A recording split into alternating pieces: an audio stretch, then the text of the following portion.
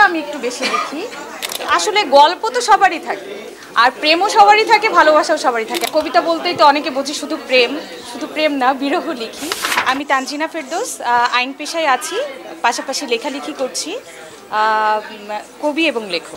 আজকে এখানে আমাকে অ্যাওয়ার্ডের সংবর্ধনা দেওয়ার জন্য এখানে ইনভাইট করেছে। তো আমি এই যে লেখালেখি করি এই প্রেক্ষিতেই। মূলত কবিতা ভালোবাসি, কবিতা লিখি, কবিতা পড়ি, লিখি সবই, গল্প উপন্যাস সবই লিখি, কিন্তু কবিতার প্রতি প্রেমটা একটু বেশি থাকায় কবিতা নিয়ে বেশি কাজ করছি।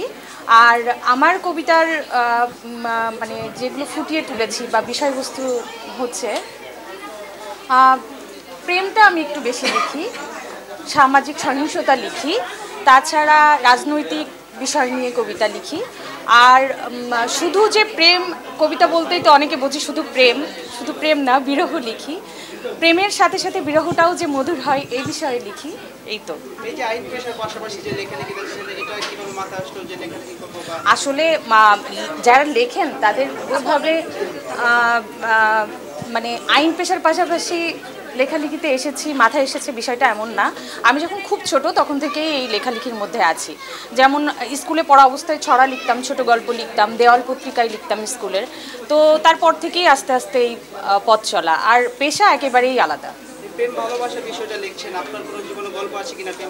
আসলে গল্প তো সবারই থাকে, আর প্রেমও সবারই থাকে, ভালোবাসাও সবারই থাকে। এখন শুধু এখানে প্রশ্ন থাকে আসলে প্রেমটা কার সাথে, কিসের সাথে। প্রেম বলতেই যে শুধুমাত্র একজন প্রেমিকের সাথে হতে হবে, মানুষের সাথে হতে হবে এমনটা না। প্রেম, আমার তো মনে হয় আমার প্রধান প্রেম হচ্ছে সাহিত্যের সাথে, বইয়ের সাথে, পড়ার সাথে, লেখার সাথে। এই পর্যন্ত আমার 3টি কাব্যগ্রন্থ প্রকাশিত হয়েছে। প্রথমটা প্রকাশিত হয়েছিল 2023-এ বইমেলায়, ঝগড়ার বয়স 12। দ্বিতীয়টা 2024-এ প্রেমের হুরিয়া জারি হোক তোমার নামে। আর লাস্ট এই 2025-এ প্রকাশিত হয়েছে খামবন্দি প্রেমের রসায়ন। হ্যাঁ, আমার প্রথম বই, যখন আমি একেবারেই খুবই নবীন একজন কবি, আমার প্রথম বইয়ের সারাই মাশাআল্লাহ খুব ভালো পেয়েছিলাম। ওই অনুপ্রেরণা থেকেই আমার পরের বইগুলো বের করার সাহস আর কি।